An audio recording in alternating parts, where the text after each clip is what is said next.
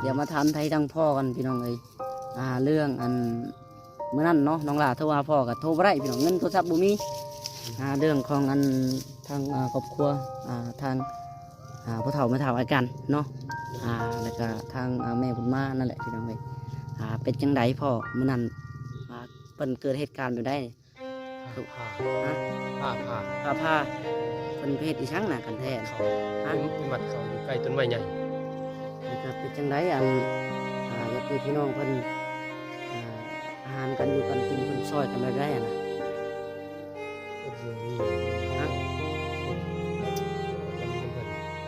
มีบ่แล้วไอ้การไปใช้มันน่ะไอ้การยังท่านในเมื่อคุณบอกเมื่ออยู่หน้าเป็น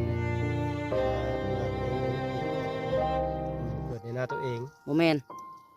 ไปรับจ้างเก็บมัดเข่าให้เขาอ๋อรับจ้างมัดเข่าให้เขา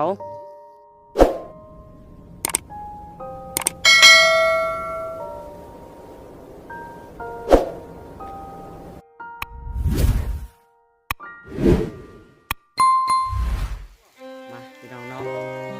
ทายสบายดีและสวัสดีพ่อแม่พี่น้องที่หักแพงเบิร์ดสุขุมทุกคนพี่น้องเนาะมาพบพ่อกับทางน้องหลานอีกเด้อพี่น้องมามื้อนี้พี่น้องกำลังสิเฮ็ดของแบกเก่าเนาะเมื่อวานนี้ได้เคลียร์พื้นที่แล้วก็ทางมาทั่วพี่น้องไปเบิ่งว่าสิกว้างจังไดเนาะบรรยากาศฝนตกพี่น้องเนาะ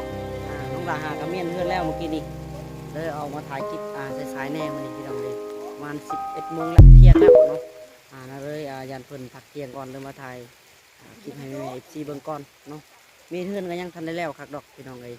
ปจังไดกับบัดนี้เดี๋ยวไปเบิ่งน้ำกันพี่น้องเนาะว่าสิกว้างปานใดหัวเฮาพี่น้องทางพ่อบนเจ็ดทำกันกับน้องจอยบอเนาะจังไดก็ฝากเป็นกำลังใจทางน้องหลานในเด้อพี่น้องเนาะกดไลค์กดแชร์กดติดตามพี่น้องแล้วบอกคำโฆษณาพี่น้องเนาะนี่แหละคำว่าโฆษณาก็เหตุให้ทางน้องหลานมีรายได้เล็กน้อยพี่น้องเพื่อเป็นแรงบันดาลใจถ่ายคลิปเนาะถ้าว่าFCบ่เบิ่งโฆษณาให้ก็คือสิผมมีรายได้ดอกพี่น้องเนาะน้องหลานก็ได้จะได้ขอขอบคุณใจหลายๆพี่น้องเนาะไปวันนี้เดียวไปเบิ่งน้ำกันพี่น้องบรรยากาศเนาะกำลังพนะทางคุณนะบ่าพี่น้องเนาะฝนตกย่างตอนนี้พี่น้องเสียดเวียกได้บ่นี่เนาะ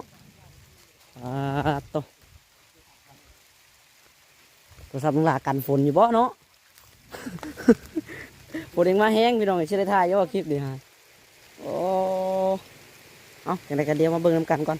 ฝนแห้งกับยุดคลิปคือกันเลยพี่น้องเนาะกับสิบได้ท่ายแล้วน้องหลากันฝนตกแห้งอะไรรอกัน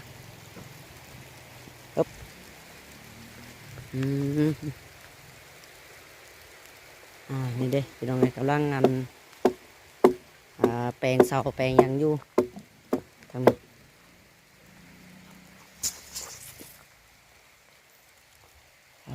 ตัวสวัสดีพ่อทรงกำลังแปลงพี่น้องแปลงบากข้างใน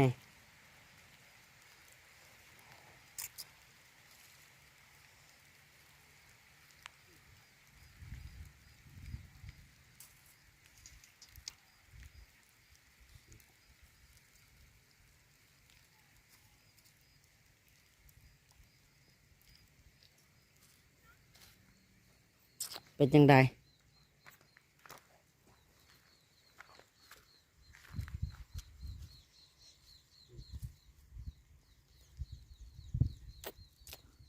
แทงคุมแทงยางพี่น้องเพื่อสิได้เนาะแต่ละต้น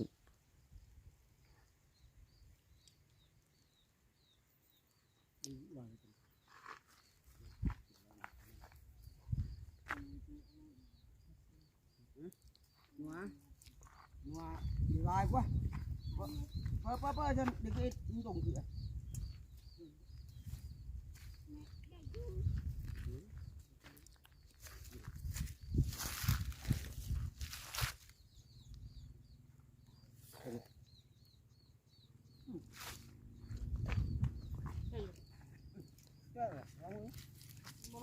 กินเลย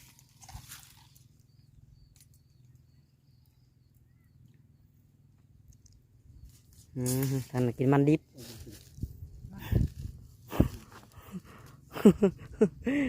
หวานได้ ฮะ มันหวานมันได้ หวานบ่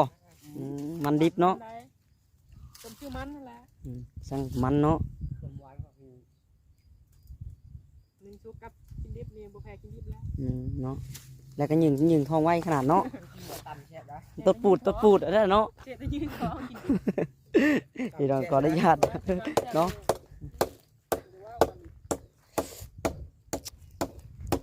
ราคานี้ก็จะได้พังด้วยกันพี่น้องเลยเพราะว่าย่านมันส้นอันตกหนดสะเนาะจะได้คุดกันและละกัวแทนนี้ก็ได้ทางพอว่าจะได้เฮ็ดพังแคมไปพุ่นตะคานี่เนาะที่เป็นตะขากกติ้วนั่นแหละพี่น้องเลยซื้อมานี่ฟังนี่แล้วก็ฟังฝุ่นเดี๋ยวไปเบิ่งก่อนเนาะดึงมานี่ยาวหมดฝุ่นพี่น้องนี่เห็นรักตัวเนาะกวางเติบ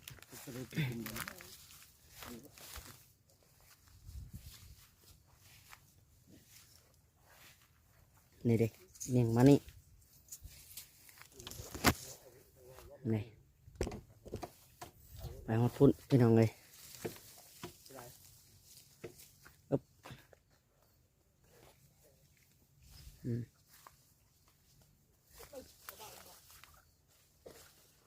เดี๋ยวมาหอดพี่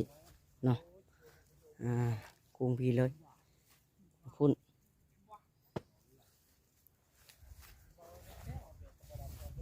สำหรับเพื่อนน้องท้องก็ห่างกันบ่ไกลไปไหนพี่น้องเนาะถือว่าธรรมดาอยู่สำนี้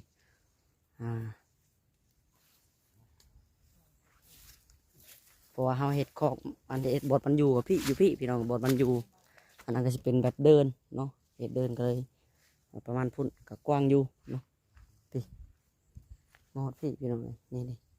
โอ้บ่ฮอดกกติ้วเนาะพี่แคนตัวนี้เป็นขุดหมายไปพุ่นพี่น้องกว้างอยู่บน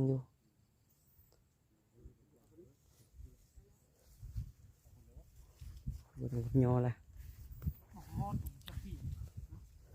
พอแล้วผู้ใดหมดบาป ถึงมาได้เฮ็ดชูงก็ได้ตัวนี้ฮะ นี่ได้ ทำก็คือว่าเฮ็ดชูงก็คนลงจ้อยบ่ หลอดเข้าได้อันนั้นคือดูเหมือนตายนี่ค่ะหลอดเข้าไปเก็บผิด คิดก่อนแล้ว เอาสูงกว่าเอ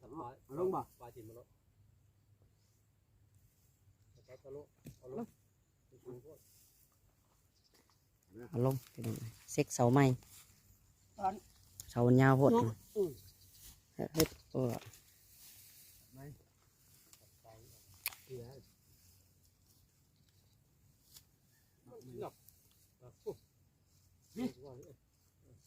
เบิ่งกัวสูงที่เอาสุดนี่มันกันกัวเทียง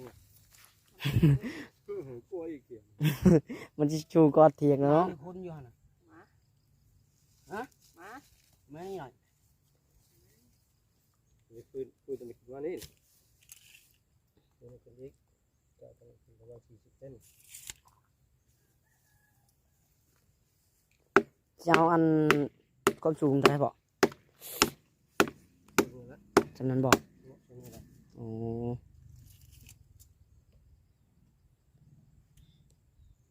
ประมาณแมตรปลายเนาะ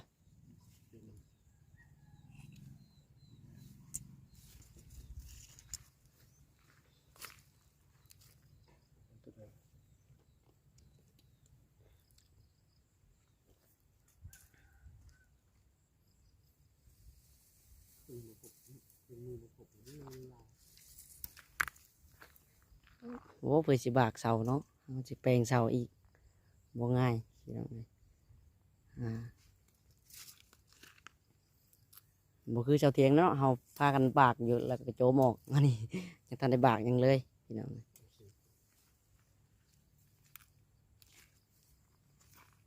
ทางจากบากทางจากยออ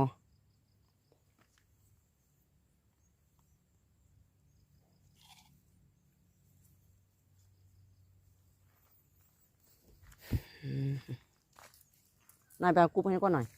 อยู่เฮือนจ้อยฮะ ใส่ลงหน่อยไปเอาปุ๊บมันฮ้อนแดดเลย จับมาแล้วนะ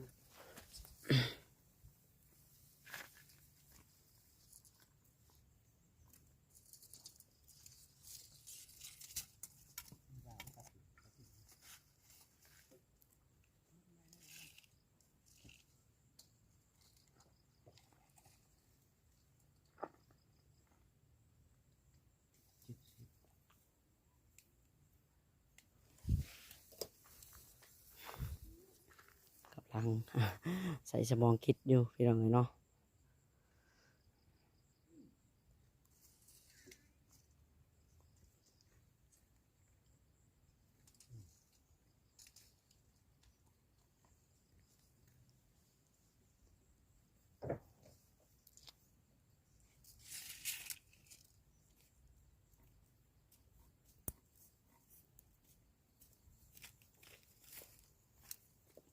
ได้โถมาที่สุดตะปูบ่ ว้ายเลยทีทุกทีจักรติ่ม มีคนไปได้น่ะ ย่างโถ จากได้บอกเราเอาวันเล็กสีฝุ่นแขวจักเวียนเอาให้ เอาตัวนี้ จักรติ่มตัวจักรติ่ม ไปเปลี่ยนตัวเป็นกลมนะตัวเป็นเหลี่ยมตัวนี้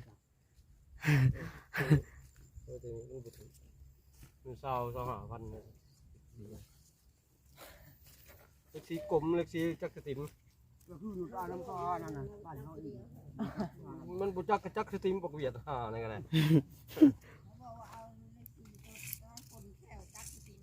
คอยอยากเข้าห้างมัน กินขอหมดเลยนะ โนจักจีดี เฮาบ่ม่วนเฮายังหา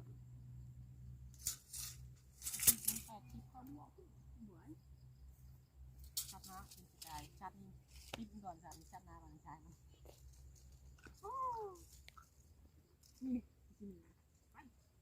จอดยางรถฟองเดียว80,000ก็บ่จ่ายชอบนี่เลย อ๋อยังมาป้องในเป็ดที่บ้าน อย่างก็เราเหี่ยวเลยก็ แม่นบ่ไปจอดยางโดยช้างผึกแท้น่ะ 2 ปีเลยมันบ่จ่ายแล้วมันสามเหรอ นี่ประมาณมันบนนั้นจ่ายเรากำไร โอ้ยเกินกว่ามันจะออกดอกนึงกว่า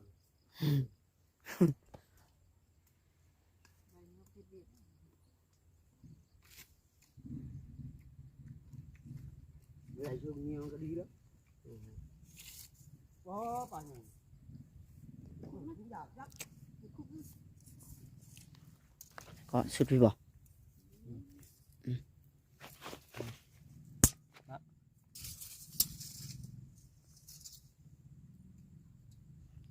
ตัดทิ้งกันหมดเลยแมนจุดนี้สูงเลยเสร็จ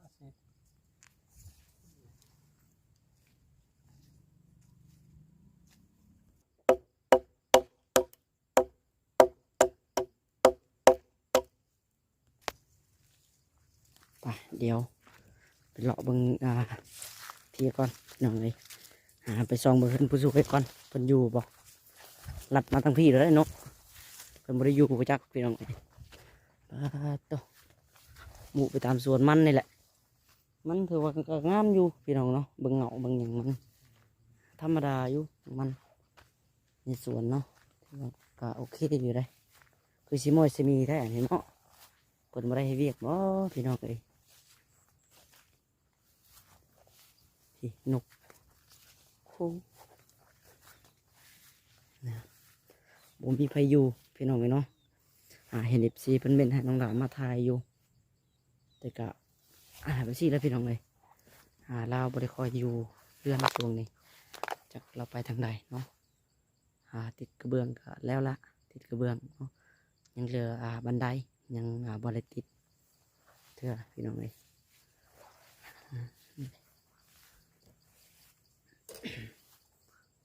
เห็นเรามามีแต่รอบสีค่ำๆพี่น้องเอ้ยสังพุดมาเนาะรอบค่ำประมาณบ่ายหนึ่งหรือว่าบ่ายสองเนาะต้องเห็นเราบางทีก็มืดพี่น้องเอ้ยมาเฮือนจักเพิ่นทำภารกิจ อันใดพี่น้องเลยเนาะ เงียบหายช่วงนี้น้องลาคิดว่าเพิ่นติดแล้วได้ก็กันใดกะยังอยู่พี่น้องเลยยังบ่ได้ติดแต่เฮือนแล้วเอาพี่น้องเลยก็อินตามเพิ่นเนาะน้องลาก็บ่ได้ว่าหยังดอกพี่น้องเลยเพิ่นเฮ็ดเฮือนเพิ่นแล้วกะเฮือนเพิ่นงามแล้วเบิดกันเนาะอินตามเพิ่นพี่น้องเลยเพิ่นก็ไปเวียกเพิ่นนั่นแหละอีกอย่างกะเพิ่นก็ละคาเวียกเพิ่นหลายแน่เนาะนี่เด้เลาะมันก่อนนี่พี่น้องให้ดอกไม้สีม่วง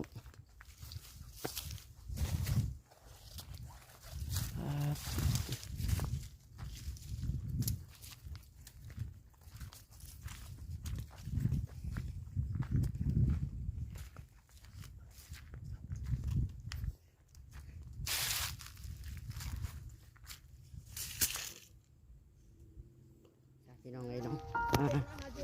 รออันนี้พี่น้องเลยจะเพิ่นผลแขวจักอยู่เนาะเพิ่นสิปาดนี่เดี๋ยวก่อนอื่นก็มาถามไทยทางพ่อก่อนพี่น้องเลยโอ้ถามอยู่นี่บ่อ๋อตกแน่เลยเนาะ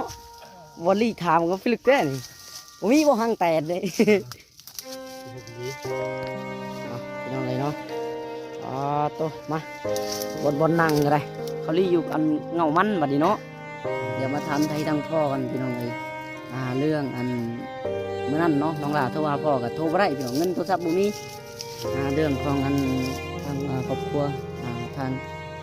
พ่อเฒ่าไม่เฒ่าอาการเนาะแล้วก็ทางแม่ผมมานั่นแหละพี่น้องเลย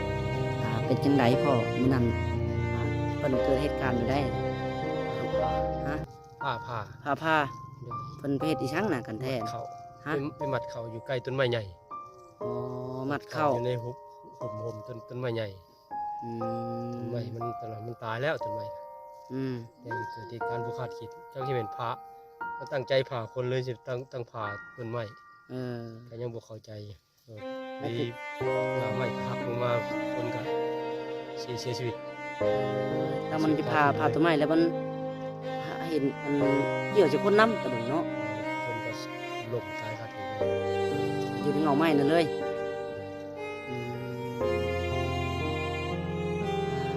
เจ้าเนาะบุคิดเนาะของเราก็คือว่ายามนี่ก็ผ้าเนาะปกติผ้าแตกผ้าดังนะเดินหาดรกเนาะ ตายเป็นตายกระทันหันมีศพอีเมนห่อไปเลย อ๋อเฮ็ดแบบเดียวกับบ้านเขาเลยคิดว่าบ้านเพิ่นนั่นเป็นอีกของต่างหากบ่แม่นเอาไปกลางคืนเลยแล้วเนาะ ไปเวลานั่นเลย เอาไปกลางคืนบ่มีศพบ่มีหยังเลยใส่ 11 โมงกลางคืน เอาไปนะ โดยมหดปราสาท อ๋อ พังเลยไม่ทนเลย เป็นอะไร มีทุกอย่าง ฮะ มีทุกอย่างโอ้โหห้องกับเอาไปบ่ทัน บ่มีหยังเลยผมมีหยังเอาไว้อันบอนเพิ่นอยู่เพิ่นนี่บ่ศพบ่หยังนะบ่มีหยังเลยทางก่อนมันไก่บ่พอเพื่อจังได๋คือว่าคนบ่ทัน ทางยาก ทางยากอีก เกิดเหตุการณ์บุคาดคิดมันทางยาก โอ้ฝนตกเนาะ คิด มีขี้ตมอีกพี่น้องเลยบ่คิดเลยเนาะยามนี้ก็สิมีผ้าแตกผ้าดังเนาะพ่อ โดย พี่น้องเลยจังไดเนาะมันสิเบิดหน้าฝนยังผ้าแตกผ้าดังอยู่พี่น้องเลย จากคนก็ตกกับบริแห้งไปแตกปลาเดียวแล้วก็ป่า ปิดเลยเนาะขออนุญาตถามเป็นอะไรแบบต้นกระโตเราฮะคือแบบไฟเผาเลยเนาะพังเบาเลยเนาะขออนุญาตพี่น้องเลยเนาะ เป็นควันออกมาเลย อันนั้นกระโตมีแต่ควันไฟเลย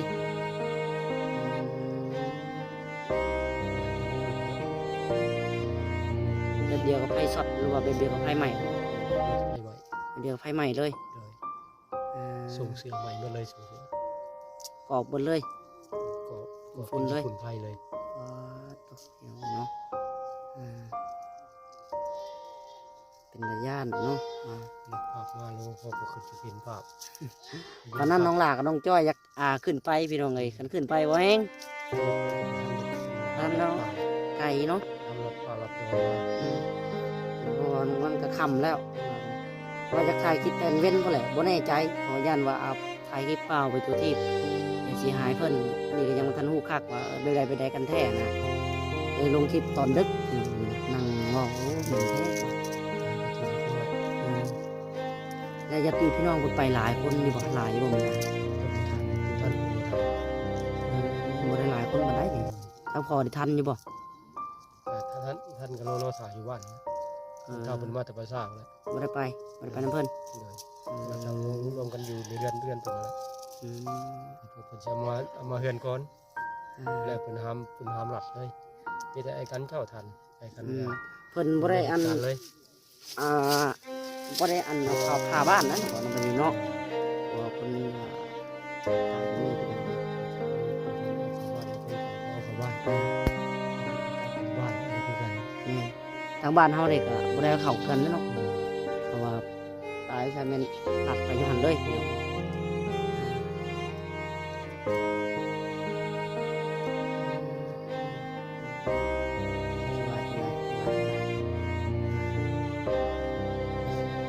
จังไดอัน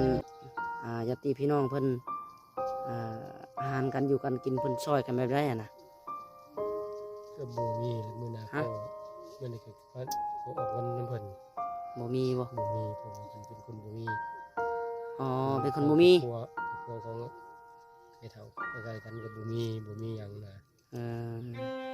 เป็นง่ายๆนะของน้ำสปาก็เราก็ไปเมืองเก็บไว้ มีถ้าพ่อออกแล้วเพิ่นขายมันประมาณ300,000กีบทางพ่อเขาสำนี่พี่น้องเนาะเฮากับบ่มีคือกันพี่น้องมีแต่ออกซอยกันมันจิตมันใจก็ซื้อในอยู่ได้กินนั่นแหละเนาะเลี้ยงกันแค่คนเพิ่นบ้านทะเมืองเพิ่นมาเล่นมาโหนำกันเนาะ สุดท้าย คือสุดท้ายบ่ เงินเย็นนี่เงินเย็น3คืนหมดสุดท้ายตั้งมาสังฆทาน พี่น้อง เพิ่ เอ้ น ยที่เป็นจังไดเนาะทางไอ้กันก็อยู่พุ่นเลยพี่น้องเอ้ยแล้วไอ้กันไปทางไซมันน่ะไอ้กันยังทันในเมื่อพุ่นบอก เมื่ออยู่หน้าเพิ่นหน้าเพิ่นเองเกิดในหน้าตัวเอง โมเมน ไปรับจ้างเก็บมัดเขาให้เขา อ๋อรับจ้างมัดเขาให้เขาเนาะ หน้าใกล้กันหน้าไกลกันแล้วก็ต่างคนต่างหากัน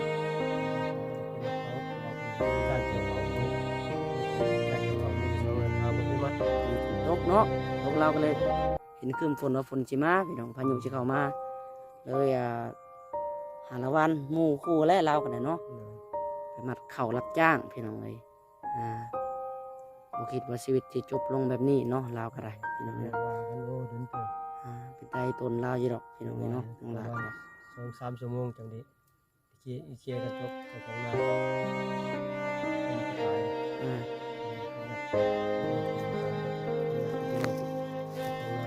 ทุกคนพาไปเคลียร์กันแบบแน่ เรื่อง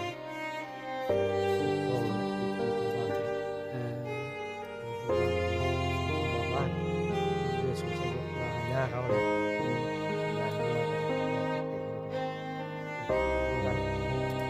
พร้อมกัน ไม่หน้าคนสูงก็ แม่นผู้นั้นก็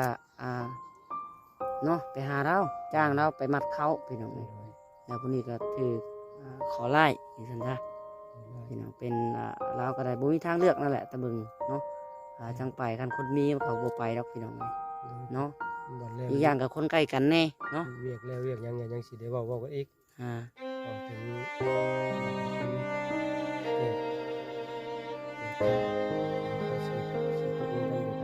สิได้ซอยหูกันบ่เนาะว่าจังได ครับก็ คัน เป็นเอง คันว่าที่แน่ๆนี่จะท่วมแล้วเนาะพ่อเนาะเพราะว่าแม่นตอนนี้แหละก็มันเกิด เกิดเลยพี่น้องทิ้งไปแล้วเอาก็บ่ได้อยากให้มันเกิดมันเป็นนกเนาะแต่มันมันเกิดมันเป็นแหละจังไดเนาะ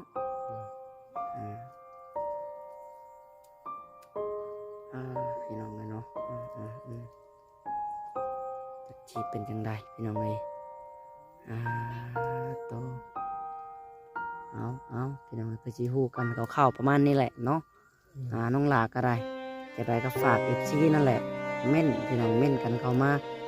ว่าให้ทางน้องหลาขึ้นไปถ่ายบ่เนาะคือว่าจังใดพี่น้องเลยว่าFCเม่นมาหลายๆนี่น้องหลาก็สิได้ขึ้นไปพี่น้องเลย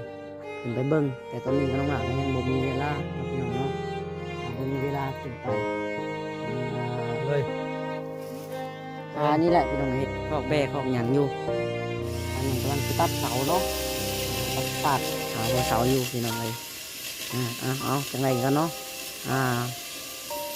จังไรก็ขอแสดงความเสียใจน้ำเพิ่นน้ำพอเนาะ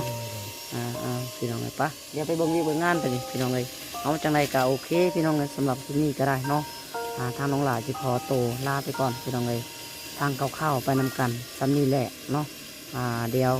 ปัดหน้าปัดในพี่น้องถ้าว่ามีเวลาว่างๆเดี๋ยวจะขึ้นไปหาเนาะขึ้นหาทางอ้ายกันแล้วก็ทางแม่บุญมาเพิ่นก็จะให้ท่าอยู่บ่เป็นถ่ายได้แต่ แม่บุญมาแล้วแม่บุญมากับไอ้กันนั่นแหละเนาะเพราะว่าถ้าแม่บุญมาก็เคยเข้ากล้องน้ำน้องหลาอยู่เนาะแม่บุญมาทางไอ้กันน้ำพี่น้องทางบุญมาพันดวงน้ำทางบุญมาเพิ่นบ่ได้อยากให้อยากมาน้ำบ่เมื่อมันนะ ว่าอยู่มันยาก แม่น ยากกลัวพอก็ได้เรียกไปงานเรียน เลยไปจ้ะไปโอเคพี่น้องสำหรับที่นี่ก็ได้เนาะพูดกันไปสำนีก่อนพี่น้องเลยสำหรับที่นี่ก็น้องหลายจะขอตัวลาไปก่อนเนาะพี่น้องเนาะเอาจังไรก็สบายดีทั้งพ่อพี่น้องเลยบายบายพี่น้อง